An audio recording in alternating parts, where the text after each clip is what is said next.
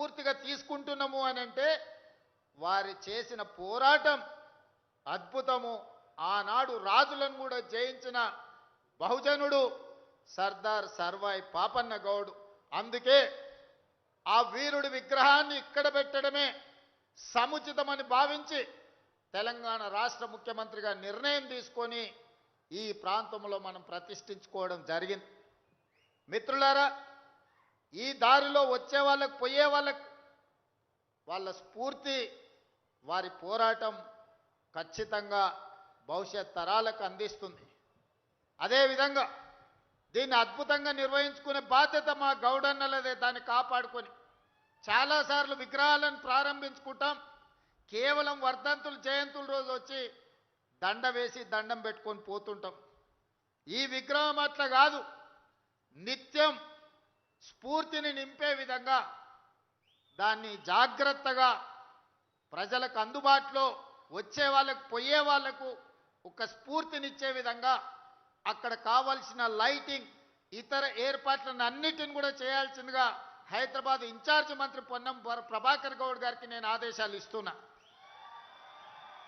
ఈ అమరవీరుల స్తూపానికి ఎంత ప్రాధాన్యత ఉంటుందో వీరుడైన సర్దార్ సర్వాయి పాపన్న కూడా అంతే ప్రాధాన్యత ఉండాలి. ఈ పక్కలో ఉన్న మా అభిమాన నాయకుడు రాజీవ్ గాంధీ గారి విగ్రహానికి ఏ ప్రాధాన్యత ఉంటుందో ఆ విగ్రహానికి కూడా ఆ ప్రాధాన్యత ఉండాలి. ప్రభుత్వం వైపు నుంచే నిర్వహణ జరగాలి.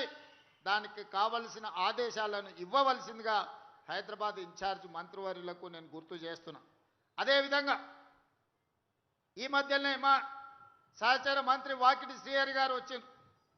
తెలంగాణ రాష్ట్రంలో ముదిరాజుల గురించి నేను చెప్పాల్సిన పని లేదు. వాళ్ళ ఆరాధ్య దైవం పండుగ సాయన్న. పండుగ సాయన్న పౌరుషం, పోరాటం పాలమూరు జిల్లాలో ప్రతి ఒక్కరికి తెలుసు.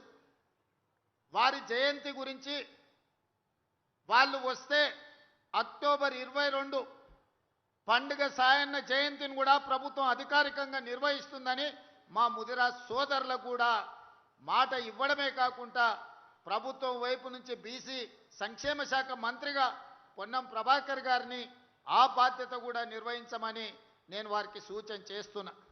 మిత్రులారా, ఈ ప్రభుత్వం నా ఒక్కడిదో భట్టి గారు ఒక్కరిదో కాదు.